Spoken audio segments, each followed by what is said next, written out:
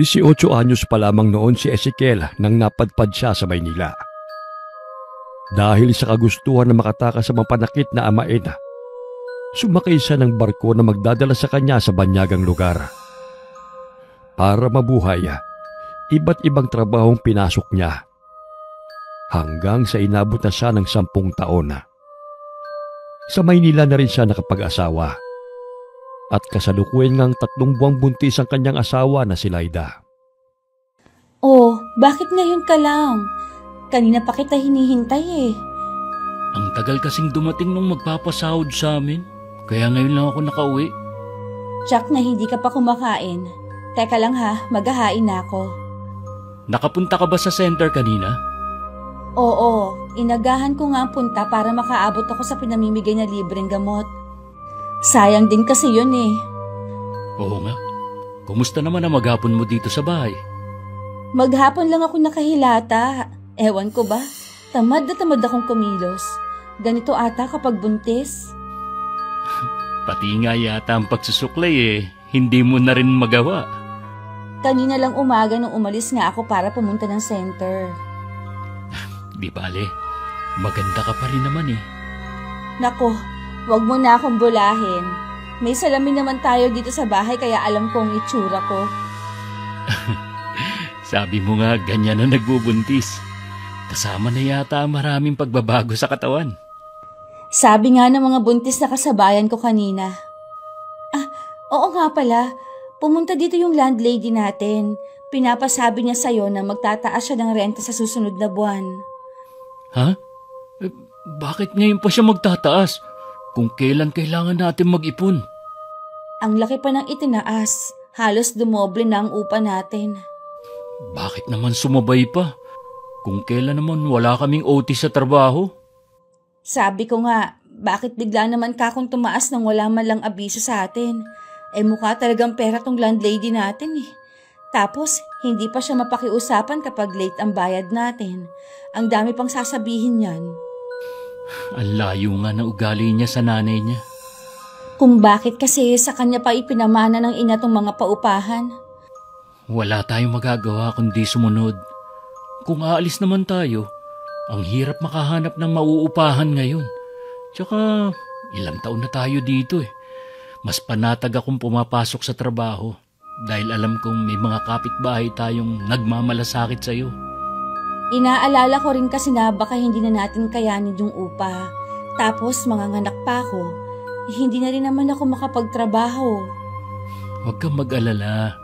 May awa ang Panginoon. Hindi niya tayo pababayaan. Ay, mabuti pa kumain na tayo. Mamaya na natin yan pag-usapan. Pasensya ka na sa ulam natin ha. Binabudget ko lang kasi ang perang binibigay mo eh. Ang sarap naman ng ulam natin ah. Basta ikaw, huwag kang magpapagutom kapag wala ako rito ha. Gusto ko maging malusog ang anak natin kapag lumabas siya. Huwag kang mag-alala. Inaalagaan kong sarili ko. Masaya naman ang buhay may asawa para kay Ezekiel. Yun nga lamang, hindi niya inaasahan na magastos din pala. Nasanay kasi siya na sarili lamang niya ang binubuhay niya noon. Sa kabila ng hirap na nararanasan, walang pagsidlan pa rin ang kaligayahan na kanyang nararamdaman. Lalo't magkakaanak na sila ni Laida. Yun nga lamang, may ilang problema ang hindi talaga maiiwasan na dumating. Gaya na lamang ng hapon na dumating si Ezekiel sa inuupahan nilang bahay. Nadatnan niyang umiiyak ang asawa. Oh, bakit ka umiiyak? May masakit ba sa'yo? Walang masakit sa akin. Kung wala, bakit ka umiiyak? Nagkasagutan kasi kami ng landlady natin. Nanginingil na kasi siya ng upa dito sa bahay. Sabi ko sa 1 linggo pa naman ang due date. Ang dami na agad sinabi. Wala naman daw pinagkaiba kung ngayon tayo magbibigay o sa 1 linggo. Hindi ko na napigilan na hindi sumagot. Alam niyang buntis ka, pero nagawa ka pa niyang patulan. Pasalamat siya. Wala nangyari sa inyo na magiging anak natin. Tingin ko gipit siya. Kasi ganun din ang ginagawa niya sa iba eh. Maayos naman tayong magbayad ah. Dapat hindi siya garapal maningil. Nasaktan lang naman ako sa mga sinabi niya kaya ako napaiyak ng ganito. Ako na lang ang kakausap sa kanya. Huwag ka na lumabas kapag tinawag ka niya sa susunod, ha? Nagwawalis kasi ako sa labas kanina nang lumapit siya. Alam nga naman na umiwas ako. Kung may stress ka lang sa kanya, siguro maigi nang humanap na lang tayo ng ibang mauupahan. Kapag humanap tayo, dapat na may advance at deposit na tayong nakahanda. Mauubos ang ipon natin. Ikaw lang kasi yung inaalala ko eh. Maghapon pa naman akong wala dito sa bahay.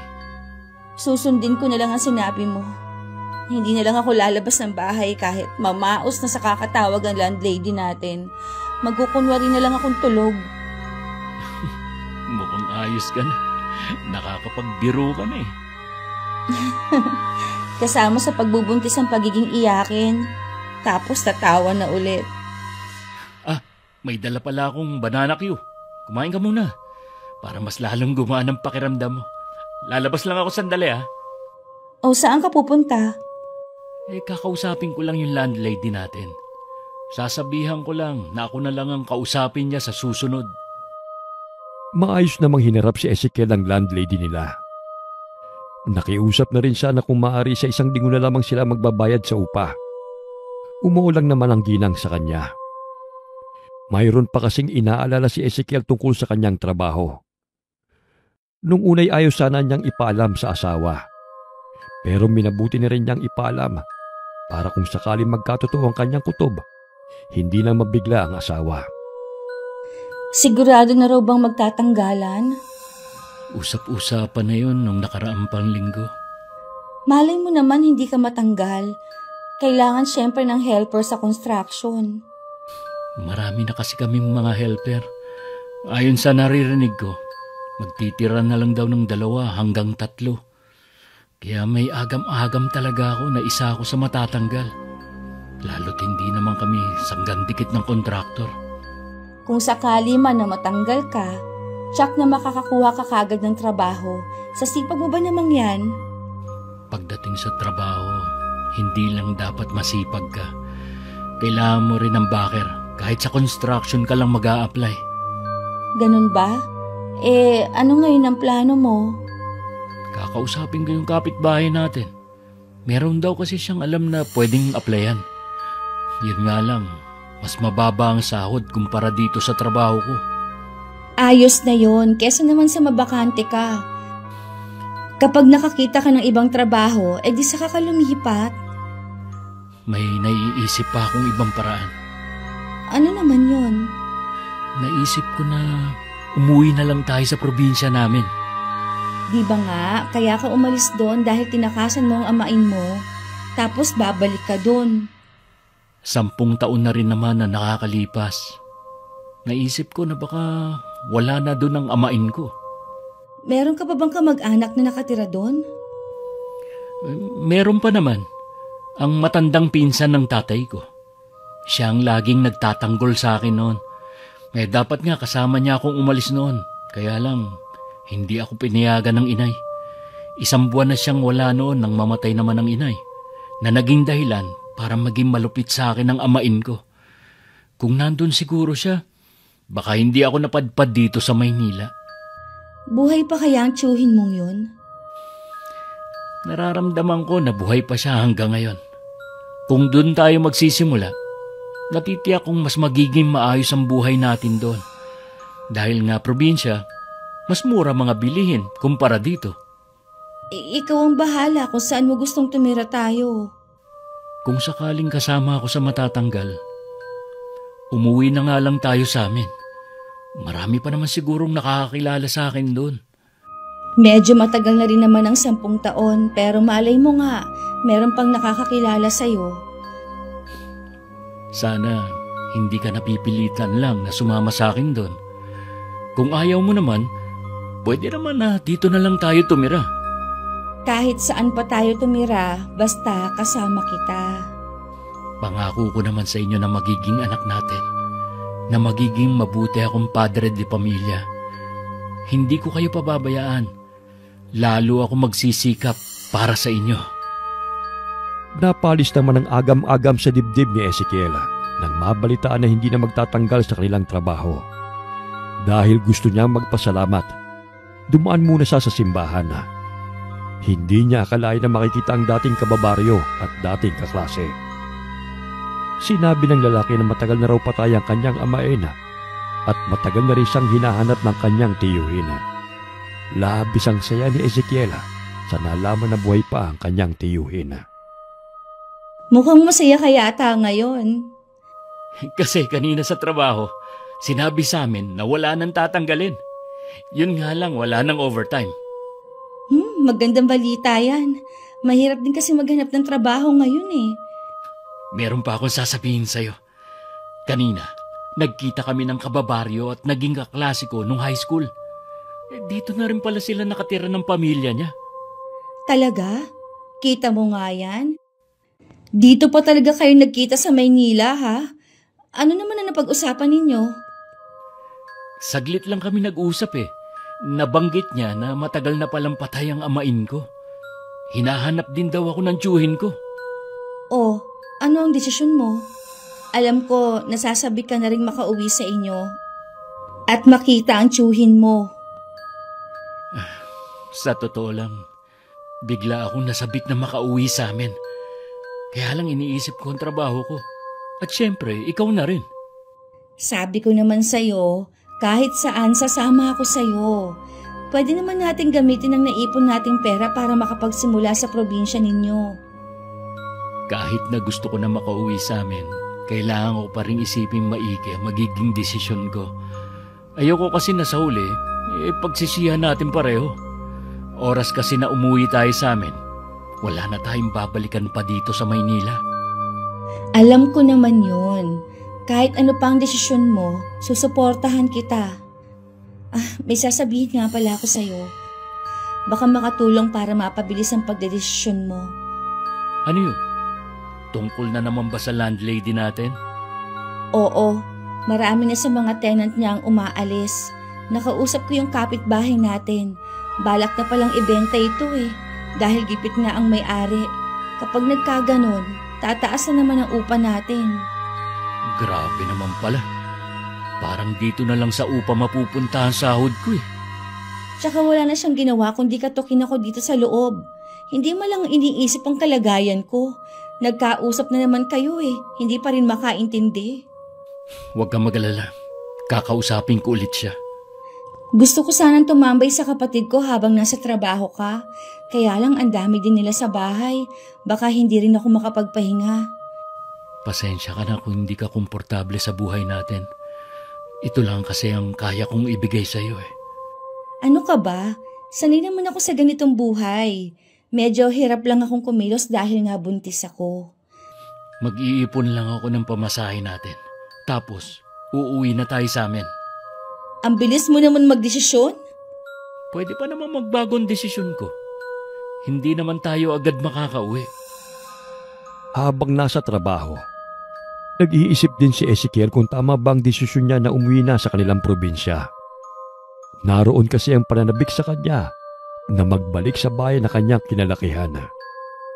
Ang inaalala lang talaga niya ay ang asawa.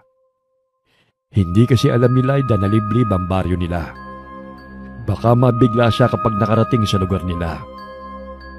Kung dati nagdadalawang isip pa siya, pero matapos marinig ang sinabi ng kanilang kontraktor na ipadadala sila sa malayo at lingguhan lang ang uwi, doon na nagpasya si Ezekiel.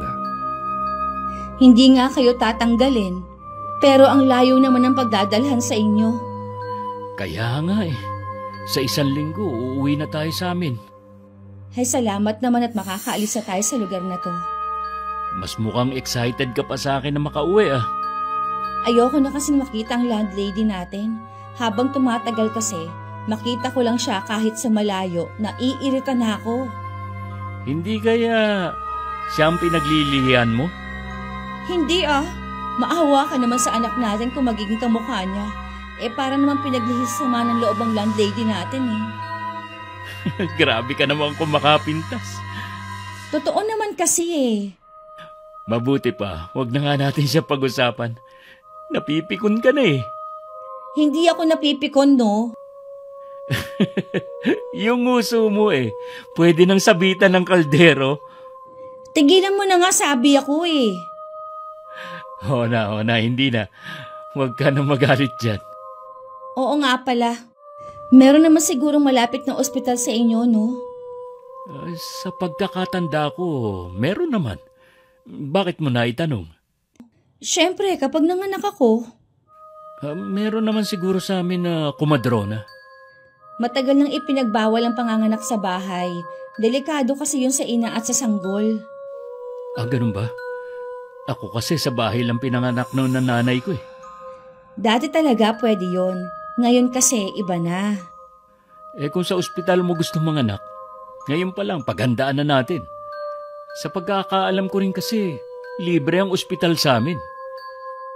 Pagkatapos ngang makuha ni Ezekiel ang huling sahod, nagpaalam na siya sa kanyang boss at mga katrabaho. Ilang araw na rin namang nakahanda ang kanilang mga gamit at alam na rin ng landlady ang kanilang pag-alis. Matapos ang isang araw na biyahe sa barko, narating na rin nilang mag-asawa ang maliit na baryo. Ito na bang sa inyo? Bakit wala naman mga bahayan dito? Papasok pa ang sa amin. Kailangan natin maglakad pa ng ilang minuto. Ako na lang ang magdadala ng mga bagahe natin para hindi ka mapagod. Wala bang namamasadang tricycle dito? Hindi pa rin yata uso ang tricycle dito Dahan-dahan lang tayo sa paglalakad para hindi ka matagtag. Kahit katanghalian hindi mainit ang klima dito sa inyo at ang lalaki ng mga puno. Oo nga Sa pagkakatanda ko, mapuno na talaga dito sa lugar namin. Teka lang, Ezekiel. Magpahinga muna tayo. Pagod ka na ba agad? Bigla kasing nanigas ang tiyan ko Sumasakit ba ang tiyan mo? Hindi naman. Bigla lang siyang nanigas. Mabuti pa, uminom ka muna ng tubig. Hindi naman ako nauuhaw pero sige na nga. Sana may dumaan para makisabay tayo. Sabi mo nga, walang namamasadang tricycle dito. Mas lalo na siguro mga pribadong sasakyan. Minsan kasi may mga jeep na galing sa labas na kumukuha ng mga kalakal, galing sa baryo namin. Ano mga pinagkakakitaan ng mga tao sa inyo? Pangingisda minsan at koprahan. Kaya mo na ba maglakad? Oo, tara na. Baka mamaya gabihin pa tayo. Teka, parang may naririnig akong paparating na sasakyan. Makakasakay na tayo. Oo nga, isang jeep. Parahin na natin. Sana naman mabait. Kung taga-baryo namin siya, tiyak na mabait yan. Kahit malayo pa, kumuway na si Ezekiel para ipabatid na gusto nilang makisakay. Nagminor naman ang takbo ng jeep hanggang tumigil yon sa tapat nila. Isang matandang lalaki ang mabilis na bumaba. Nakasuot siya ng sombrerong buli, kaya hindi nila maaninag ang mukha nito. Magandang araw po, Tatang. Pwede po ba kaming makisakay? Diyan sa baryo. Ezekiel? Ikaw nga ba yan? Ho? Kilala niyo po ako? Ako ito, iho. Ang tiyo amado mo. Chong? Kayo nga ba yan? Ako nga. Bakit ngayon ka namang umuwi dito sa atin? Ano mo bang ang tagal na kitang hinahanap? Pasensya na po kayo, Chong. Kung ngayon lang ako umuwi dito sa atin. Wala po kasing pagkakataon noon Ang mahalagay nandito ka na. Siya nga po pala. May kasama ako. Si Laida po, asawa ko. Kumusta po kayo? Ayos lang, iha. Natutuwa akong umuwi na kayo dito. Chong, nakita ko nga po pala si Alvin. Sa Maynila na pala siya nakatira. Sa kanya ko po nalaman na patay na ang amain ko. May 6 na taon na rin ang mamatay siya. Nakaalitan sa inuman ang pumatay sa kanya. Patawarin mo ko kung wala ako ng mga panahon na kailangan mo ko. Wala po kayong kasalanan, Chong. Tsaka, baka po kapalaran ko talaga makarating ng Maynila. Kung hindi po nangyari yon, baka hindi ko nakilala si Laida. Sa nakikita ko naging maayos naman ang buhay mo sa Maynila. Opo, hindi ako pinabayaan ng Panginoon. Tayo na, sumakay na kayo. Sa bahay na lamang tayo magkwentuhan. Ikakarga ko lang po sa likod ang mga bagahe namin. Mauna ka nang sumakay dito sa harapan ng jeep. Teka, buntis ka ba? Opo, Chong. Mahigit 4 na buwan na po ang pinagbubuntis ko. Ganun ba? Sige na, sakay na. Baka abutan pa tayo ng malakas na ulan. Biglang dumilim ang langit eh. Habang pauwi, panay pa rin ang kwentuhan na magtiyuhin.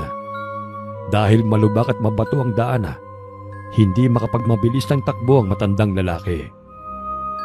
Si Laida naman panayang sulyap sa paligid. Makalipas nga ang ilang minuto, narating na nila ang maliit na komunidad sa lugar na yon. Saktong nasa loob na sila ng bahay nang bumuhos ang ulan. Swerte natin, nandito na tayo sa bahay bago bumuhos ang ulan. Oo nga po, Chong. Buti na nga lang. Kumusta na nga po pala ang naging buhay niyo? Gaya mo, naging mabuti rin sa akin ang Panginoon sa loob ng ilang taon. Yun nga lamang, hindi ko maiwasan na mangulila sa iyo. Patawad po kung pinaabot ko pa ng 10 taon bago ako nagdesisyon na umuwi. Sabi mo nga'y may dahilan ng lahat. Ang importante, dininig ang matagal ko ng dasal na bumalik ka na rito. Napansin ko po, halos walang nagbago sa lugar natin. Ganun na nga. Para bang kinalimutan na ang lugar na ito ng lokal na pamahalaan. Bakit nga po pala sa loob ng 10 taon walang pagbabago? Dahil sa takot sa baryo natin, walang gustong pumunta rito. Pasensya na, Chong, hindi ko po kasi maintindihan. Anong kinatatakutan nila sa baryo natin? Ngayong nandito ka na, marami tayong oras para magkwentuhan. Sa ngayon magpahinga na muna kayong mag-asawa. Alam kong pagod kayo sa mahabang biyahe. Sige po. Maiwan ko muna kayo rito ha. Sa kusina lang ako.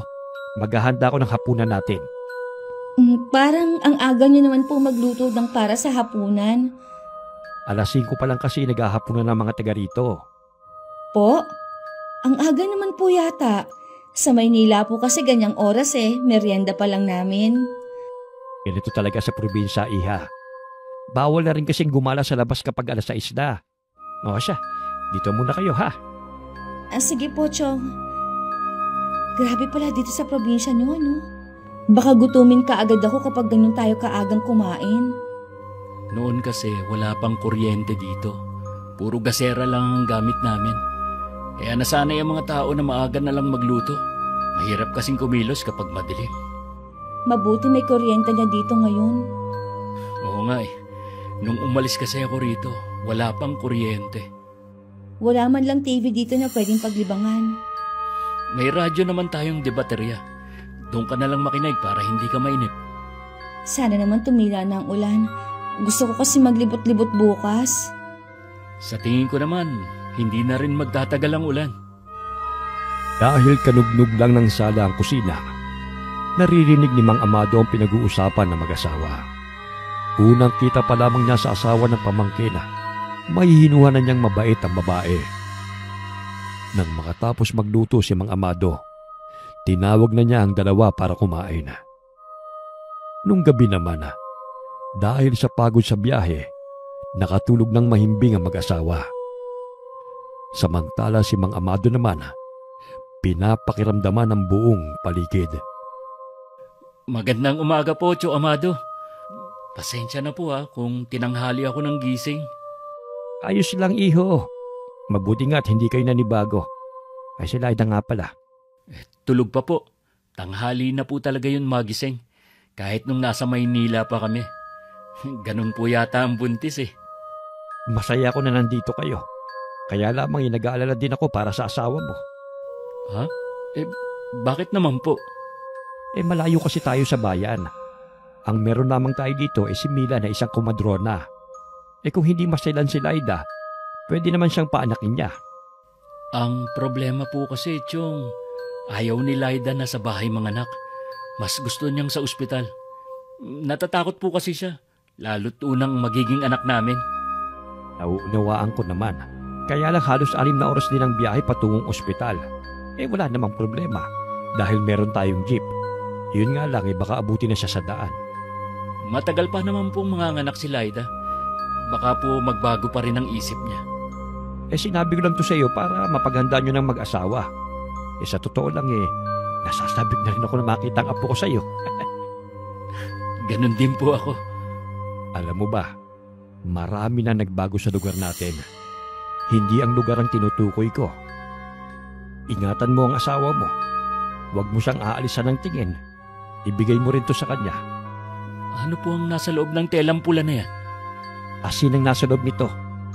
Lagi niya kamong ilagay sa bulsa ng suit niya. Huwag niya kamong aalisin niya sa kanyang katawan. Para saan po ito? Proteksyon niyan sa katulad niyang buntis. Sige po. Ibibigay ko po kay Laida pagising niya mamaya. Pagkatapos ng kanilang pag-uusap, nagpaalam naman si Mang Amado na pupunta muna sa likod bahay. Titignan lang di umano niya ang mga pananim. Hinintay naman ni Ezekiel na magising ang asawa para sabay na silang kumain ng almusal. Ano to? Proteksyon yan. Bigay ni Tio Amado. Ilagay mo lang sa bulsa ng suot mo. Huwag mong iwawala yan, ha? Anong nasa loob nitong tela? Asin ba to? Oo nga, asin nga.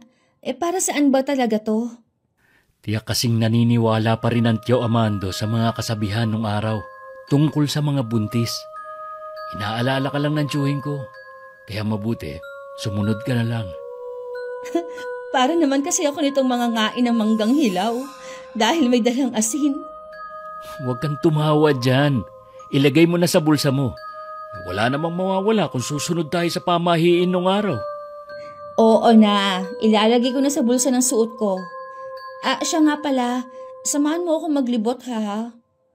Oo naman, pero hindi pa tayo pwedeng lumayo ha.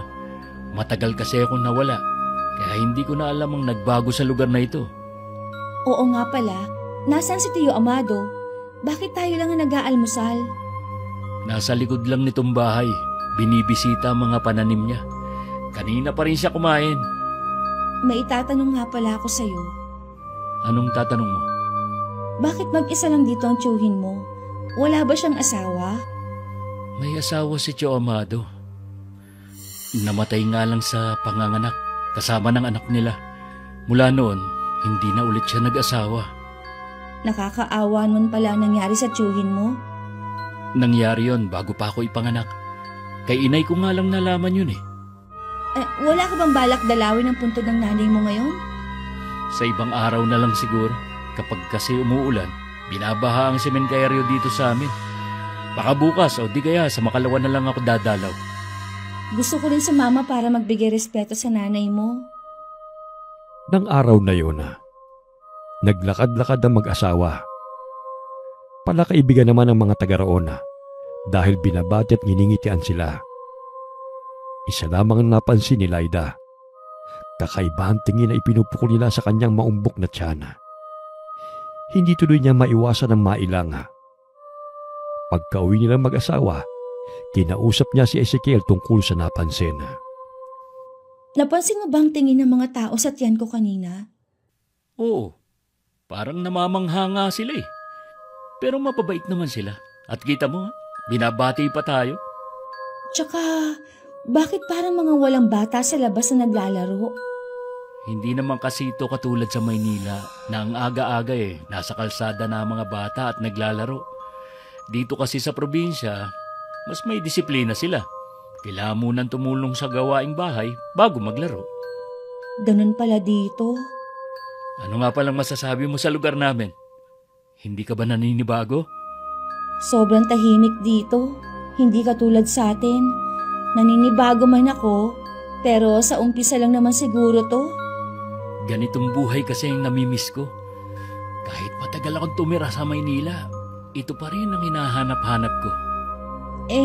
Matanong ko lang, ano kayang trabaho ang pwede mong pasukan kung sakali dito? Pwede naman akong sumama sa pangingisda kapag maganda ang panahon. O di kaya, magpapatulong ako kay Tio Amado. Hindi naman ako maselan sa pagkain. Ayos na sa akin kung araw-araw man tayong mag-ulam ng isda at gulay. Ang inaalala ko lang kasi, yung panganganak ko. Napag-usapan na nga namin yan ni Chong. Sabi niya, kumandro na lang ang nandito. Malayo kasi ang ospital dito eh. Halos 6 na oras din ang biyahe. Inaalala niya baka abutin ka sa daan. Natatakot naman kasi ako kung sa bahay ako manganganak. Pero kung magaling naman ang kumadrona na sinasabi mo, pwede na siguro dito sa bahay kesa naman na abutan ako sa daan. Matagal pa naman ang kabuanan mo. Tsaka na lang natin yun isipin. Sa ngayon, relax ka lang muna. Oo, nawawala naman ang pag-aalala ko dahil alam ko na hindi mo ako pababayaan. Hindi talaga. Siya nga pala. Bilin pala ni Tio Amado na huwag kang aalis na mag-isa. Saan naman ako pupunta kundi sa paligid lang naman? Marami kasing paniniwala mga taga rito tungkol sa mga buntis. Ayaw ka lang niyang mapahamak. Salamat ka mo sa pagmamalasakit niya. Huwag kayong mag-alala. Mag-iingat ako. Hindi lang masabi ni Ezekiel sa asawa. Tila mayroong itinatago sa kanila ang kanyang tiyuhin. Hindi tuloy niya maiwasang isipin na baka meron yung kinalaman sa mga nilalang ng dilim.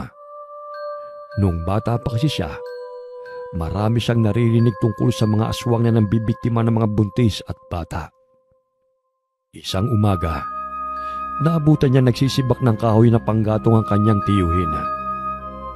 Lumapit siya at naggalok na siya lang magtutuloy. Uy, baka mabigla ka. Manakit ang katawan mo. Sanay po ako sa mabibigat na trabaho. Tsaka gusto ko na rin pong sanayin ang sarili ko sa gawain dito sa probinsya. Kumusta na nga pala si Laida? Hindi ba siya nanibago? Nanibago po. Pero gusto daw niya dito sa atin dahil tahimik at sariwa ang hangin. Maganda ang klima dito sa atin para sa pagbubuntis niya. Chong, nangingisda pa rin po ba kayo? Minsan-minsan kapag maganda ang panahon. Gusto ko po sanang sumama sa inyo Pwede naman. Kaya lamang sa gabi ako pumapalaot. Walang mga kasama ang asawa mo. Sanay naman po siya na mag-isa sa bahay. Siguro sa pinanggalingan nyo. Pero nandito kayo sa atin. Kahit sa araw. Hindi mo dapat hinahayaan na mag-isa ang asawa mo sa labas ng bahay. Chong, sabihin nyo nga po, meron po ba kayong hindi sinasabi sa akin? Sa bagay malalaman mo rin ito. Siguro napapansin mo na walang gaanong bata sa labas na naglalaro. Wala rin buntis sa baryo natin. Dahil yun ang iniiwasan ng mga taga rito. Napansin nga po namin yun ni Laida. Ano nga po ba ang dahilan?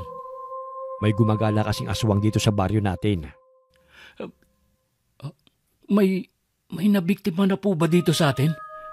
May mga muntikan ng mabiktima. Madalas ang gusto niyang biktimahin ay mga buntis at bata. Kilala niyo po ba kung sino ang aswang? Isa siyang matanda na naninirahan sa bundok. Hindi siya nakikisalamuha sa mga tao, kaya mahirap siyang mahuli. Hindi pa naman po naniniwala si Laida sa mga aswang. Ikaw na lamang ang mag-ingat sa asawa mo. Opo, Chong. Mula po ngayon, hindi ko nalulubayan ang tingin ng asawa ko. Meron nga pala akong gustong ipagtapat sa iyo. Namatay ang asawa ko at ang sanggol na isisilang palang sana niya dahil sa isang aswang. Sinabi ko na lamang na namatay sa panganganak para matapos na ang pagtatanong ng mga tao noon. Kaya ako sinasabi to sa iyo para hindi mangyari sa iyo. Nakaramdam naman ng habag si Ezekiel sa tiyuhin at sa mag-ina niya. Kahit matagal na yung nangyari. Dama niya rin ang labis na pagmamalasakit ng matandang tiyuhin sa kanila.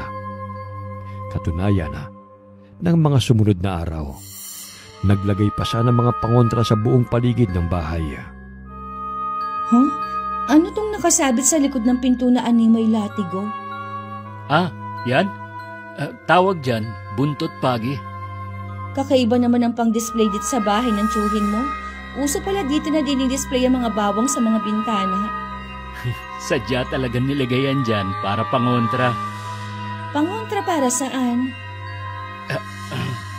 Baka hindi ka maniwala. Pero totoo talaga yon. Totoo ang alin? Tungkol sa mga alagad ng dilim. Katulad ng mga aswang. Nagbibiro ka lang, di ba? Seryoso ako. May aswang talaga dito sa lugar natin. Kaya nga ayaw ng tiyuhin ko na alisin ko ang tingin ko sa'yo. Talaga palang may aswang? Di ba ang mga gusto nilang bibiktimahin, yung mga katulad kong buntis? Oh, pero huwag kang matakot. Poprotektahan kita kahit buhay ko pa maging kapalit. Mali ata na umuwi tayo dito. Wala na tayong magagawa. Nandito na tayo eh. Ngayon alam ko na kung bakit ganun ang tingin ng mga tao sa tiyan ko. Sinabihan din ako ng ilan nating kapitbahay na mali na tumira ako dito. Para bang babalayan sa akin. Huwag kang matakot. Nandito kami ni Tio Amado. Anong huwag matakot? Pagkatapos mong sabihin yan, anong gusto mong gawin ko? Maging kalmado pa rin? Hindi naman kasi makakatulong kung magpapanik ka. Bakit hindi mo agad sinabi nung nasa Maynila pa tayo? Kailan lang sinabi ng Tiyong eh. Alam mong matagal akong nawala sa baryo namin. Umuwi na lang kaya tayo sa Maynila. Alam mong wala na tayong babalikan sa Maynila. Mahihirapan na ulit tayong magsimula doon. Paano kung isang gabi, bigla na lang sumugod dito ang aswang na sinasabi mo? Kaya nga may mga inilagay ng pangontra sa paligid ng bahay. Hindi na makakalapit ang aswang na yun. Hindi tayo nakatitiyak sa sinasabi mo. Paano kung makagawa siya ng paraan? Sige nga, anong laban natin? Dahil sa takot, nakaramdam ng paninigas ng tiyan si Laida. Ipinatawag naman ni Mang Amado ang kumadronang si Aling Mila. Nakahiga si Laida sa silid nilang mag-asawa habang habol ang paghinga. Pinapakalma naman siya ni Ezekiel. Nang dumating ang kumadrona, pinalabas muna siya nito. Huwag kang matakot, iha. Hihilutin kita para kumalma ka. Sino po ba naman ang hindi matatakot kung meron palang aswang sa lugar na to? Hindi ka magagalaw ng aswang na yun. Kami ang bahala. Hindi ko pa rin po maiwasan na hindi matakot. Kung mahal mo ang sanggol sa sinapupunan mo, magiging matapang ka para sa kanya. Kung matatakot ka mararamdaman yun ng bata sa tiyan mo. Hindi magiging maganda ang epekto nun sa sanggol. Pinipilit ko naman pong labanan ng takot ko, pero ang hirap pigilan. Naiintindihan kita, iha. Itatak mo lang sa isip mo na hindi ka pababayaan ng mga taga rito. Mababait ang mga tao rito at nagtutulungan kami sa oras ng kagipitan. Basta wag ka lang lalayo na walang kasama. Walang masamang mangyayari sa inyong mag-ina. Tatandaan ko pong sinabi ninyo, Aling Mila. Alang-alang po sa anak ko. Oh, inumin mo muna tong herbal. Makakatulong to sa'yo para kumalma ka. Pampakapit din yan sa bata. Sige po, iinumin ko na. Masarap po ang lasa. Yan talaga ang pinapainom ko sa mga buntis dito sa baryo. Maraming salamat po. Mabuti na lang nandyan kayo. Sige, magpahinga ka muna. Maya-maya lang aantukin ka na. Ilang sandali nga lang nakakaramdam na ng pamimigat ng talukap si Laida. Hanggang sa mapapikit na nga siya. Saka lamang siya iniwan ni Aling Mila nang matiyak na mahimbing na siyang natutulog. Paglabas ng kumadrona sa silid, sabay na natuon sa kanya ang pansin ng magtiyuhin. Kumusta po ang asawa ko? Huwag ka na mag-alala, iho. Maayos na ang lagay ng asawa mo at ang sanggol sa kanyang sinapupunan. Iniwan ko siyang natutulog. Salamat naman po. Kanina talaga hindi siya mapakalma. Natural lang sa kanya na ganun ang reaksyon. Pero hindi ang takot ang dahilan ng paninigas ng tiyan niya. Anong ibig niyo sabihin? Naamoy na ng aswang si Laida. Nararamdaman ko na nasa paligid lang siya. Lihim na nagmamasid sa bahay na ito. Ano po ang gagawin natin? Hanggat may mga pangontra sa bahay na ito, ligtas ang asawa mo. Pero wag pa rin tayong pakakasiguro. Tuso ang aswang na yun. Bantayan mo ang asawa mo hanggang makapanganak siya. Gagawin ko po ang sinabi niyo. Ang aswang kaya na yun ay ang matandang nakatira sa bundok? Oo, wala na ngang iba. Kung alam naman pala kung saan nagtatago ang aswang na yon, bakit hindi pa po siya tugisin? Hindi ganun kadaling sumugod sa teritoryo ng kalaban para mo nang ipinain ang sarili mo. Tama ang tsuhim mo. Kahit matanda ang katawan, iba pa rin ang lakas na taglay niya. Lalo na kapag meron silang puntirya na biktima. Mas lumalakas sila at nagiging agresibo. Maraming salamat sa pagpunta mo rito, Mila. Oh, ipasundo mo na lang ako kapag muling sumakit ang tiyan ni Laida, ha? Maraming salamat po sa inyo, Aling Mila. Ihahatid ko na po kayo hanggang sa inyo. Hinatid nga ni Ezekiel ang komadrona hanggang sa bahay niya. Hindi niya maiwasan na mag-isip kung bakit malayo ang bahay ng babae sa karamihan. Hindi na rin nagtagal ay umuwi na rin siya. Habang daan, may isang matandang babae siyang nakita na mabagal ang paglalakad. Sa pag-aakalang residente yun sa lugar, hindi na lamang niya yun pinansin pa. Nang makalampas siya, hindi niya napigilan ng mapalingon. Ganun na lamang ang gulat niya na isang magandang babae ang nakalingon sa kanya. Nang magpalinga-linga siya, wala na ang matandang babae kanina. Bakit kayong kalang? Naihatid mo ba si Mila sa kanila? Opo, pagkahatid ko naman po sa kanya umuwi na agad ako. Wala pang kalahating oras ang papunta sa bahay nila. 2 oras kang nawala. Ho? Paano po nangyari yun? Meron ka bang nakasalubong habang pauwi ka rito? Meron po. Isang matandang babae. Hindi ko po alam kung namalikmata lang ako pero paglingon ko po imbis na matandang babae, isang magandang babae po nakita ko. Nalinti ka na. Ubarin mong damit mo sa labas ng bahay at sunugin mo ito. Pagkalabas mo magsasabay ako ng asin sa paligid. Ano po ba nangyayari? Aswang ang nakasalubong mo. Sabi nga ni Mila nasa paligid lamang siya. Maaring sinundan ka niya. Matinding takot naman ang lumukob kay Ezekiel. Halos hindi na siya makakilos sa kanyang kinatatayuan. Kinailangan pa siyang hilahin palabas ng kanyang tiyuhin. Sa labas nga, hinubad niya ang kanyang suot na damit at saka sinunog habang sinasabuyan ng asin. Nung gabing yun, may bisita silang dumating. Mahigpit na hinawakan ni Mang Amado ang buntot pagi habang si Ezekiel ay hindi umalis sa tabi ng asawa. Ano bang nasa taas ng bubungan natin? Parang gusto na niyang butasin ng yero. Nakakangilong ginagawa niya. Aalis din ang nilalang na yan. Hindi naman siya makakapasok dito Yan na ba ang aswang? Oo. Tiniyak naman sa akin ni Tio Amado at Aling Mila na hindi kanya magagalaw.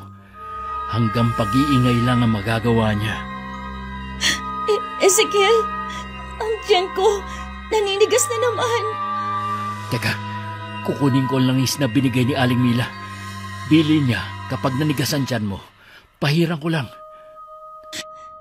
Naglilikot din ang anak natin. Siguro nararamdaman niya ang panganib sa paligid. Baka nga. Mahiga ka muna at papahiran ka muna ng langisan tiyan mo. Ang Tiyo Amado nga pala. Nasa labas siya. Nagbabantay. Tumigil lang nilalang sa ginagawa niya sa taas ng bubungan natin. Sana nga umalis na siya. Hindi na rin naninigas ang tiyan ko. Salamat naman.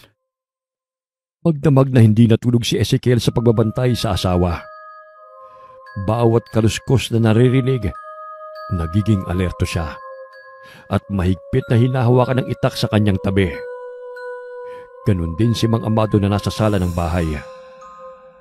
Nararamdaman din niya kasi na nasa paligid lamang ang aswang.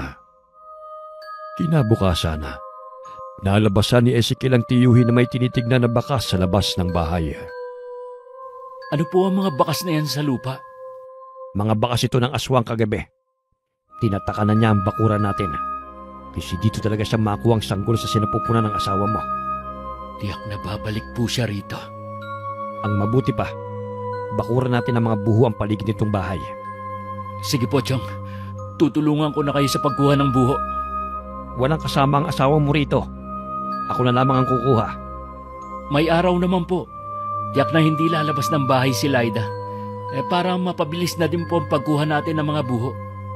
Sige na nga, kukunin ko lamang ang 2 itak sa kusina. Magbibilin lang po ako kay Lyda. Gising na rin naman po siya. Naabutan ni Ezekiel ang asawa na nagliligpit ng kanilang higaan. Pagkatapos magpaalam, umalis na silang magtiyuhin. Ilang oras na rin ang nakakalipas. Nainip na si Lyda sa paghihintay. Kaya naisipan na lamang niya na lumabas ng bahay at doon maghintay. Magandang araw sa iyo, Iha. Ha? Lola, magandang araw din po. May kailangan po ba kayo? May itatanong lang sana ako sa iyo. Ano po ba yon? Galing pa kasi ako sa kabilang baryo. Itatanong ko sana kung dito pa ba nakatira si Nilo. Ay, pasensya na po kayo, Lola. Walang Nilong nakatira dito. Sigurado po ba kayo na ito yung bahay? Hindi na ako sigurado, Iha. Matagal na kasing panahon nung huling pumunta ako dito sa baryo na ito. Naku po, baka po ibang bahay ang hinahanap ninyo. Ay, ang layo pa naman ang pinanggalingan ko. Pagod na pagod ako sa paglalakad. Ganun po ba? Pasensya na po kung hindi ko kayo matutulungan sa paghahanap sa taong sadya ninyo. Bago lang kasi ako dito. Ayos lang, Iha. Magtatanong na lang ako sa iba. Ganun na nga lang po, para mahanap ninyo ang taong tinutukoy ninyo. Napakalaki na ng tiyan mo, Iha. Pwede ko bang hawakan ang tiyan mo? Pasensya na po, pero hindi ko po pinapahawakan ang tiyan ko kahit kanino. Huwag ka naman madamot, Lyda. Paano niyo po nalaman ng pangalan ko? Lumayo ka sa matandang yan, Lyda! Aling Mira? Lintik na kumadrona! Kahit kailan talaga. Tinik ka sa aking lalamunan. Makaalis na nga. Ha? Ang bilis naman na matandang yun na tumakbo. Ayos ka lang ba, Iha? Wala ba siyang ginawa sa'yo? Wala naman po. Sino po bang matandang yon? Bakit ang bilis niyang tumakbo at nawala sa kasukalan? Hindi siya pangkaraniwang matanda. Malayo pa lang naaamoy ko na siya. Siya ang matandang aswang na naninirahan sa bundok. Siya po ang aswang na gustong manakit sa amin? Ayos ka lang ba, Iha? Namumutla ka eh. Medyo nahihilo lang po ako. Mabuti pang pumasok na tayo sa loob ng bahay niyo. Kung hindi po kayo dumating, baka kung ano nang nangyari sa akin. Nasaan nga pala ang asawa mo? Magkasama po sila ni Tio Amado. Kumukuha po sila ng buho. Balak siguro nilang bakuran tong paligid ng bahay. Dagdag protection din sa'yo. Ganun na nga po. Hihintayin ko na lang sila bago ako umuwi sa amin. Hindi po ba ako abala sa inyo? Huwag mong isipin na abala ka sa akin. Obligasyon na rin kita. Pangangalagaan kita pati anak mo sa abot ng aking makakaya. Maraming salamat po sa pagmamalasakit ninyo. Makalipas lamang ng 1 oras, dumating na rin ang magtiyuhin. Nagulat pa sila nang makita nila sa bahay si Aling Mila na napalitan ng labis na pag-aalala dahil sa nalaman. Nagpaalam na rin ang kumadrona pagkatapos magpaliwanag sa nangyari. Mabuti na lang pala dumating si Aling Mila. Dahil kung hindi, baka kung ano na nangyari sa inyo na magiging anak natin. Grabe talagang takot ko. Nung gustong panghawakan ng matanda ang tiyan ko, parang nanigas na nga ako eh. Hindi kasi ako makagalaw. Gusto niya kasing hawakan ng tiyan mo para bigyan ng marka. Ano pong ibig sabihin nun, Chong? Kapag namarkahan ng isang aswang ang sanggol na sa tiyan mo, mawawala ng bisa ang lahat ng pangontra na ginawa natin. Ang pinakamalala, baka patay na ang sanggol na isisilang mo. Salamat na lang talaga at dumating sa tamang oras si Aling Mila. Marami nang natulungan na buntis si Aling Mila. Itataya niya ang buhay niya para mapangalagaan lamang kayo. Ano na po ang gagawin natin, Chong? Wala talagang planong tumigil ang matandang aswang na yon. Hindi talaga siya titigil. Lalo pa siyang manggigigil ngayon na makuha ang gusto niya. Bantayan mo lang lagi si Laida. Hanggat meron siyang proteksyon, hindi siya malalapitan ng matandang aswang na yon. Kaya lamang siya nakalapit dahil lumabas nga si Laida na hindi dala ang ibinigay ko. Ang mabuti pa po, umpisahan na natin ang pagbabakod. Oo nga, habang may araw pa. Pinanood na lamang ni Laida ang ginagawa na magtsuhin. Inabot pa ng 3 araw ang ginagawa ng dalawa na pagbabakod sa paligid ng bahay. Isang araw, hinahanap ni Laida ang asawa. Gusto niya kasing maligo at magpapaigib siya ng tubig. Sa likod bahay, malapit sa bulon kung saan kumukuha ng tubig, nakita niya ang asawa na may kasamang babae. Bago pa siya makahuma, hinalikan na ni Ezekiel ang babae sa labi. Napatalikod na lamang siya at bumalik sa bahay. Aray! Bakit mo ako binato ng takuri? Nagtanong ka pa talaga? Kaya nga nagtatanong eh. Kasi hindi ko alam kung bakit ka nalang biglang nagagalit. Talaga bang hindi ka aamin, ha? Ano nga ang aaminin ko? Nasaan ang babaeng yon, ha? Taga rito ba siya? Sino bang babae tinutukoy mo? Yung kausap mo kanina sa balon. Si Aling Caridad lang naman ang kausap ko kanina. Hindi mo ba nakikilalang matandang kapitbahay natin? Hindi ang matandang yun ang tinutukoy ko, kundi yung babaeng kahalikan mo kanina sa balon. Ano? Babaeng kahalikan ko sa may balon? Oo, kitang-kita ko kayo kanina, kaya wag na wag ka na magkakaila pa. At baka hindi lang yan takori ang ibato ko sa'yo. Ikakaila ko talaga dahil hindi ko naman yun ginawa. Hindi pa ako gumagawi sa balon mula pa kaninang umaga. Kaya paano nangyari yun? Nagdidilim na talaga ang paningin ko sa'yo, Ezekiel, kaya umamin ka na. Bakit ko naman aaminin ang isang bagay na hindi ko namang ginawa? Alam mo, kahit kailan hindi ko magagawa ang pagtaksilan ka. Ang tigas ng mukha mo na hindi umamin. Huling-huli ka na nga sa akto. Sinabi na ngang hindi ako yun. Ano nangyayari dito? Hanggang sa labas dinig na dinig yung mga boses niyo. Ito po kasing pamangkin niyo eh. Pinasasama ang loob ko. Alam ng buntis ako. Wala po akong ginagawa sa kanya. Anong wala? Nakita ko po siya na may kahalikan na ibang babae sa may balon. Sinabi na ngang hindi ako yun. Hindi pa ako gumagawi sa may balon mula kanina. Eh sino yung nakita ko, ha? Imposible namang namalikmata lang ako. Wala ka namang kakambal kaya alam ko na ikaw yon. Hindi ko alam. Basta hindi ako yun. Wag na kayo mag-away. Parang alam ko na ang nangyari. Tiyak na kagagawa na naman ito ng matandang aswang na yon para magkagulo kayo. Huwag niyo na pong pagtakpan ng lalaking yan. Alam ko po ang nakita ko. Ano ba sa tingin mong gagawin mo kapag nakita mong may ibang babae ang asawa mo? Lalayasan ko na po siya at babalik na ako sa Maynila. Tumpak! Yun ang gusto mangyari ng aswang na yun. Oras na lumabas ka ng bahay na ito, lahat ng pangontra ay mawawalan ng bisa. Madali na para sa kanya na makuha ang sanggol sa sinapupunan mo. Pero paano niyo po ipaliliwanag ang nakita ko? Ilusyon lamang ang nakita mo para guluhin ang isip mo. Ano? Naniniwala ka ng hindi ako yon? Hindi pa rin ako kumpinsido. Pambihira ka naman. Sinabi ko na nga sa iyo eh. Nagkaayos din naman kaagad ang mag-asawa. Nang tumanaw si Laida sa labas ng bintana, nakita niya ang matandang babae na nasa labas ng bakuran nila. Gumiti pa ang matanda at saka kumaway. Akmang lalabas si Ezekiel para puntahan ito, pero bigla na lamang nawala ang matandang babae.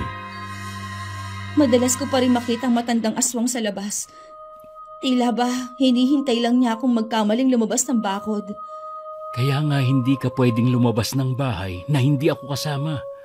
Baka mamaya gamitan ka niya ng hipnotismo.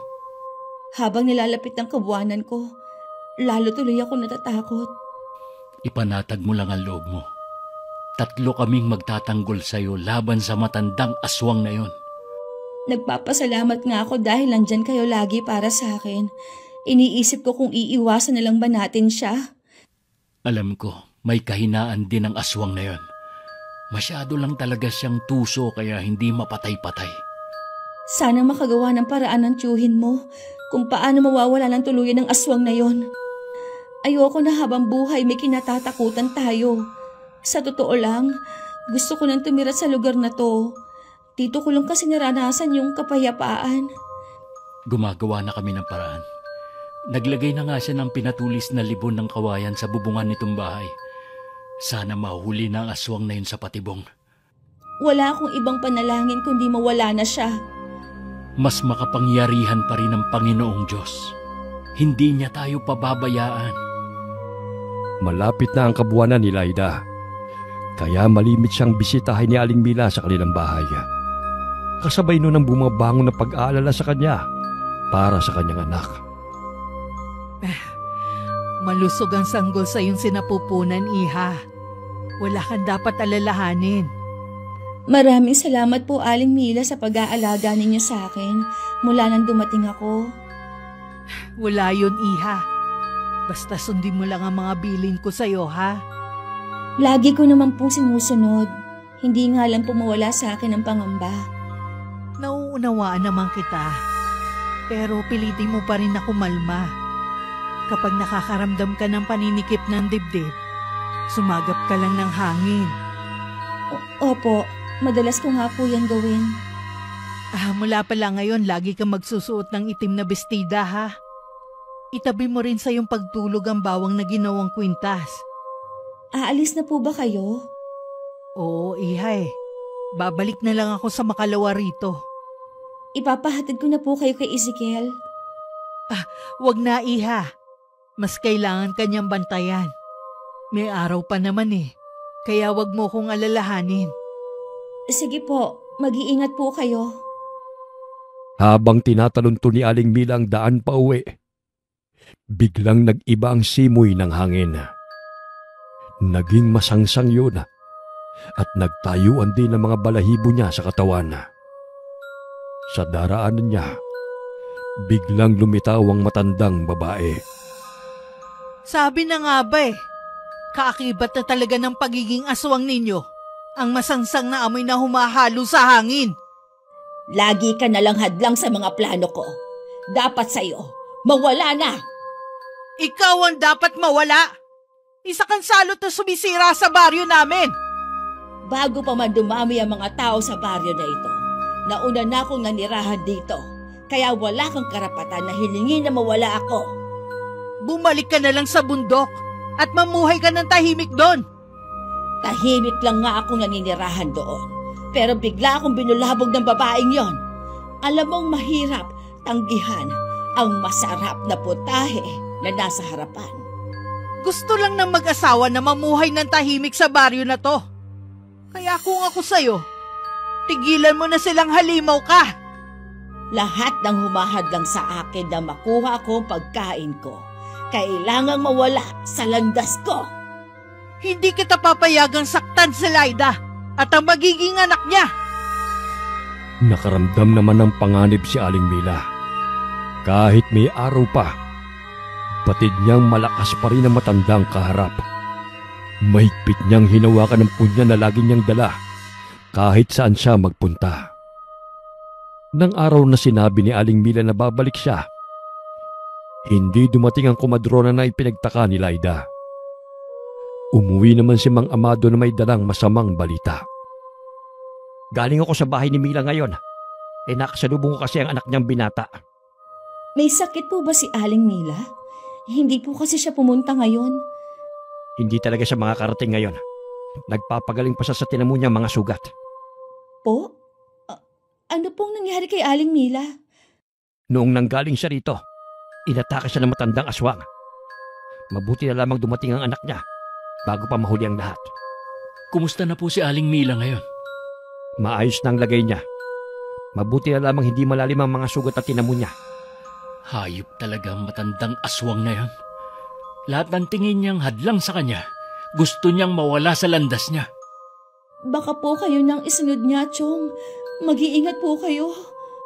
Tama po si Laida. Huwag niyo akong alalahanin. Kaya kong pangalagaan ang sarili ko.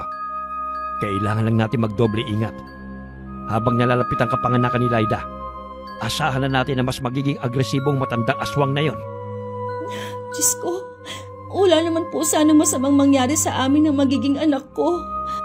Magtiwala ka lang. Hindi ko hahayaan na mangyari yung kinatatakutan mo. May tiwala naman ako sa inyong lahat na hindi niyo ako pababayaan. Gusto sanang sumama ni Laida sa asawa na dalawin ng matandang kumadrona. Pero mariing tumanggi si Ezekiela. Naiwan na lamang siya sa bahay kasama ni Mang Amado. Salamat, iho, sa pagdalaw mo sa akin. Kumusta si Laida? Ayos naman po siya. Nag-aalala nga po siya sa inyo eh. Oh, ang dami niyo po palang naging sugat. Nasugatan ko din naman ang matandang aswang na yun. Ilang araw din niyang hindi magugulo si Laida. Ang ginamit ko kasing patalim sa kanya eh. Pinahiran ko ng katas ng kalamansi. Matagal pa bago maghilom ang sugat niya. Matindi ang obsesyon niya sa sanggol na dinadala ng asawa ko. Lahat ng paraan gagawin niya. Ganun talaga ang mga katulad niya. Hindi na natin yun mababago. Mas lalo kayo mag-ingat na mag-asawa. Mas titindi ngayon ang galit niya lalo't nasaktan siya. Paghahandaan ko po ang paghaharap namin. Kahit gaano pa siya kabangis, may kahinaan din na matandang aswang na yun. Hintayin natin na siya mismo ang pumasok sa bitag. Hindi na rin nagtagal si Ezekiel sa bahay ng matandang kumadrona. Nag-aalala din kasi siya sa asawa kahit naroon ang kanyang tiyuhin. Naging palaisipan din sa kanya ang huling sinabi ni Aling Mila. Tama nga si Aling Mila. Ilang araw nang hindi nanggugulo sa kanila ang matandang aswang. Hindi kaya patay na ang matandang aswang na yon? Hindi pa siya patay. Tama si Aling Mila. Nagpapagaling din siya. Maaaring naghahanap siya ng biktima sa ibang lugar para mapabilis ang kanyang pagaling. Hindi ko alam na ganun pala katapang si Aling Mila. Biruin niyo, nakipagbuno talaga siya sa aswang na yun. Kapag nasa bingit ka ng kamatayan, mapipilitan ka rin lumaban sa mga susunod na gabi. Kailangan natin magbantay. Mas magiging mabangis kasi ang aswang na yun sa kanyang pagbabalik. Opo, Chong. Gusto ko ring makatulong. Hindi na kailangan. Magpahinga ka na lang. Lalo't ilang araw na lang manganganak ka na. Tama ang asawa mo. Hindi ka naman pwede magpuyat katulad namin. Makakasama yun sa inyong mag-ina. Sige na nga po. Hindi na ako mamimilit na tumulong. Ilang araw na lamang ay manganganak na si Laida. Kasabay naman noon ang hindi niya pagkatulog. Dahil sa matandang aswang na gabi-gabing bumibisita sa kanila. Madalas siyang mahilo dala ng matinding puyat. Sa bahay na rin nila naglagi si Aling Mila para mabantayan ang kanyang kalagayan. Hayaan na naman siya. Magdamag na naman siyang gagawa ng ingay. Gusto ko na nga labasin ng mga nakaraan. Pero pinipigilan ako ni Tio Amado. Tama lang na hindi ka lumabas. Sa tingin ko ang alaga lang niyang ibon ang gumagawa ng ingay para maging patibong sa inyo. Bakit hindi siyang pumunta dito sa bahay? Dahil hinihintay niya ang mismong araw ng kapanganakan ni Laida. Hindi niya makukuha ang anak ko. Hindi ako papayag. Hindi niya makukuha ang anak natin. Dadaan muna siya sa ibabaw ng aking bangkay bago siya makalapit sa inyo. Kailangan mong pilitin na maging kalmado, iha. Magpakatatag ka alang-alang sa anak mo. Manganganak na po ba si Laida? Baka mapaaga ang panganganak ng asawa mo, iho. Wala naman akong nakikitang masama kung sakali. Relax ka lang. Nandito lang ako sa tabi mo.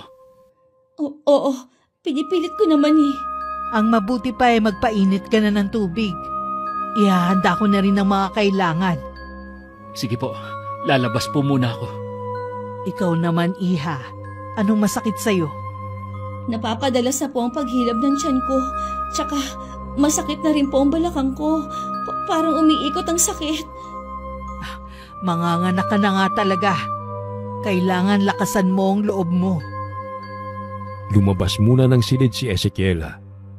Iniwan niya muna ang asawa na nakatulog.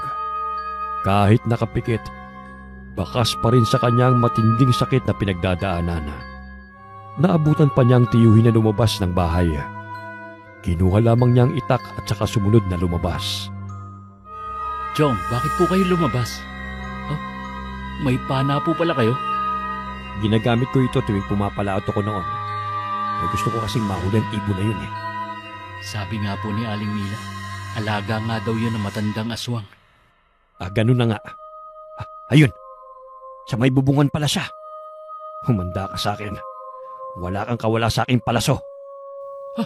Natamaan niyo po! Kaya lang, nakalipad pa siya.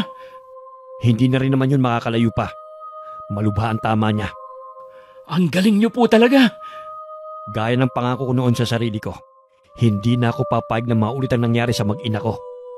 Pumasok na po tayo sa loob. Magsusunog na lang muna ako ng mga lumang gulong. Para kung sakali mang manganak ngayong gabi si Laida, hindi niya maaamoy. Sige na, pintahan mo ng asawa mo. Ako nang bahala rito. Sige po, Chong. Papasok na ako.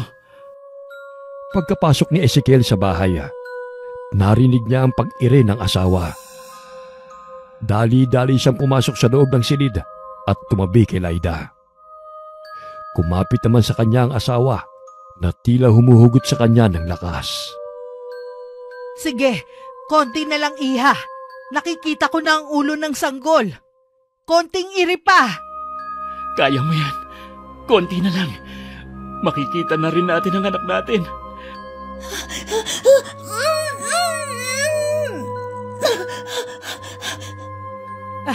Isang malusog na sanggol na lalaki ang anak ninyo. Talaga po? Sa wakas, may anak na tayo. Binabati ko kayo. Ganap na kayong mga magulang. Salamat po, Aling Mila. Napakalakas ng iyak ng sanggol na to. Lilinisin ko muna siya bago ko ibigay sa'yo. Napangiti si Mang Amado nang marinig ang malakas na pagpalahaw ng sanggol. Samantala, ang ibon na alaga ng matandang aswang, bago pa siya makarating sa kubo ay binawian na ng buhay.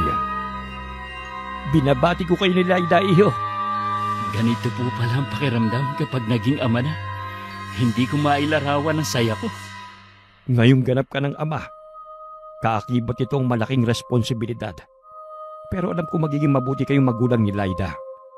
Mamahalin at aalagaan ko po ang aking mag-ina. Nagpapasalamat din ako sa Panginoon at hindi niya pinabayaan si Laida. Hindi pa tayo ganap na matatahimik kung buhay pa rin ang matandang aswang. Oo nga pala. Dahil sa sayang nararamdaman ko, nakalimutan ko na matandang aswang na yun. Tiyak na babalikan niya tayo.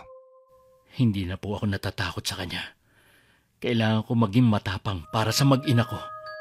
Tama yan. Huwag mo kong gayahin na hindi nagawang mailigtas sa mag-ina ko noon. Matagal na po yung nangyari. Nasa malayo kayo noon, kaya hindi niyo sila nailigtas. Noong araw na yon, nakiusap ang asawa ko na wag na akong pumalaot. Pero dahil sa kagusto ko makaipon ng pera para sa panganganak niya, hindi ako nakinig sa kanya. Alam ko pong walang kasing sakit na mawala ng mahal sa buhay. Nandito lang po kami ni Laida. Hindi po namin kayo iiwan. Salamat, iho. Kayo na lang ang may tuturing kong pamilya. Sandali lang po muna, Chong. Ipagluluto ko lang na may sabaw si Laida. Kailangan daw po niya yon, sabi ni Aling Mila. Kahit kumikirot pa rin ang mga sugat dahil sa tinamo sa punyal ni Aling Mila, lumabas na rin sa kanyang pinagtataguan ng matandang aswang na si Feli. Nagtataka kasi siya kung bakit hindi na bumalik ang alagang ibon na siyang inutusan niya para magmasid sa mag-asawa. Nasa harapan siya ng bakura ng bahay nila at nagmamasid nang biglang bumukas ang pinto at iluwa ang magtsuhin. Bumalatay kaagad sa kanilang mukha ang matinding galit. Anong ginagawa niyo rito? Sa tingin mo kaya habang buhay mong maitatago sa akin ang asawa mo? Tinitiyak ko sa'yo, iho. Sa akin pa rin ang huling halakhak. Akin ang sanggol ng asawa mo. Napakahambog mo naman. Ni hindi mo nga magawang pumasok sa bakura namin. Paano mo magagawa ang banta mo? Huwag mo akong maliitin. Hindi mo alam ang kaya kong gawin. Huwag mo rin akong maliitin. Baka matulad ka sa alaga mong ibon. Ano ka mo? Huwag mong sabihin na may kinalaman kayo sa pagkawala ng alaga ko. Hindi ko kayo mapapatawad sa ginawa ninyo. Kung ako sa'yo, umalis ka na. Bago pa ako magtawag ng mga taga rito. Alam na naman nila kung anong tunay mong pagkatao.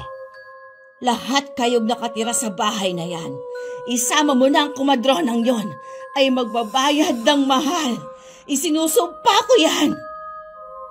Nakakabilib ang tapang na ipinakita mo sa harapan niya. Ang totoo po niyan nakaramdam din ako ng konting takot sa kanya. Lalo na nang makita ko na baliktad ang refleksyon natin sa kanyang mga mata. Sa palagay ko, sa kabilugan ng buwan siya babalik dito. Mas malakas kasi sila kapag bilog ang buwan. Kinabukasan na, nabalitaan na magtsuhi na sinalakay ang bahay ni Aling Mila na matandang aswang. Desidido talaga siya na makapaghiganti. Mabuti na lamang, handa rin ang kumadrona at ang kanyang pamilya. Dumalaw rin si Mang Amado sa kanila ng araw na yon. Maghanda na kayo. Siguradong kayo naman ang sasalakayin ng matandang aswang na yon. Hinihikayat ko nga ang mga albularyo natin Nalabanan ng salot na yon. Pero pinangungunahan sila ng matinding takot. Hindi rin naman natin sila masisisi. May palagay din pala ako na hindi pa rin niya alam na nakapanganak na si Laida. Oras na malaman niya yon, lalong titindi ang galit niya. Handa na naman kami ni Ezekiel sa pagdating niya. Malakas at maliksi pa rin siya sa kabila ng edad niya. Pero alam ko ang kahinaan niya. Puntiryahin mo ang kanyang puso mula sa likod. Kailangan lang ding pahiran ng katas ng kalamansi ang talim na gagamitin mo. Salamat sa sinabi mo. Malaking tulong yan sa amin. Alam ko na ang gagawin ko. Gabi na, maliwanag at bilog ang buwan. Tad-tad din ang pangontra tulad ng asin at bawang ang sinid ni Laida. Kanina pa rin nahihimbing ang kanyang anak. Mahigpit din ang bili ng asawa na kahit na anong mangyari, huwag siyang lalabas. Ang magtsuhi naman, kanina pa nag-aabang sa matandang aswang. Narinig nila ang malakas na kalabog sa taas ng bubungan at ang tila pagbagsak na mabigat na bagay sa lupa. Agad siyang lumabas ng bahay. Tuso ka talaga, Amado. Buhay ka pa rin kahit tinamahan ka na ng pinatulis na libo ng kawayan. Sa tingin mo, ganun mo ako mapapatay? Ha? Sana hindi ka na lamang nagpunta pa rito. Inilagay mo lamang sa alanganin ang buhay mo. Kayo ang nalagay sa alanganin, hindi ako. Ha? Iyak ng sanggol? Oo. Ilang araw nang nanganak si Laida. Nabigo ka sa iyong balak. Nilinlang niyo ko. Magbabayad kayo ng mahal. Sino ang sumaksak sa likod ko? Ikaw? Para yan sa lahat ng mga naging biktima mo. Hindi. Maawa kayo sa akin. Pangako, lalayo na ako sa baryo na to. Hindi na ako magpapakita pa sa inyo. Huli na para sa pagmamakaawa mo. Sana noon pa, pinili mo ng magbagong buhay. Maawa na kayo sa matandang katulad ko. Tapusin mo na siya, Ezekiel. Huwag kang magpapadala sa pagpapaawa niya. Hindi na ako lalaban pa. Mahina na ako, iho. Maawa ka na. Hayaan mo na lang ako makaalis. Huwag kang papalinlang sa kanya. Tapusin mo na siya. Wag! Maawa ka! Wag! Dahil tila itinulos na sa kinatatayuan nito si Ezekiel, si Mang Amado na lamang ang tumapo sa buhay ng matandang aswang na matagal nang naghahasik ng dagim sa kanilang baryo. Mula ng gabing yun, naging payapa ng muli sa baryo. Hanggang sumapit ang araw ng kapiestahan sa baryo. Sa wakas, mabibinyagan na rin ang anak natin. Gusto ko sana kapag nag-isang taon na si Josh, bumiyahe tayo pa uwi ng Maynila. Gusto ko kasing dalawin ang mga kapatid ko. Oo ba? Namimiss ko na rin ang buhay dun eh. Tingnan mo si Tio Amado, tuwang-tuwa sa kanyang apo. Ngayon ko lang ulit nakita na ganyang kasayaan, Chong. Dahil yun sa anak natin. Hindi ko alam ganito pala kasaya ang fiesta sa probinsya. Sabi ni Tio Amado, ngayon na lang daw ulit ginanap ang piyesta rito. Tingin sa inyo ng mga taga rito, mga bayani. Siguro, itinakda na umuwi tayo para mabigyan ng bagong liwanag ang baryo na ito. Masayang pinanonood ng mag-asawa ang tiyuhin habang karga ang kanilang anak na ipinagmamalaki sa mga kakilala. Masaya at kontento na si Ezekiel na makabalik sa bayan kung saan siya lumaki at nagkaisip, kasama ang kanyang pamilya. Wakas,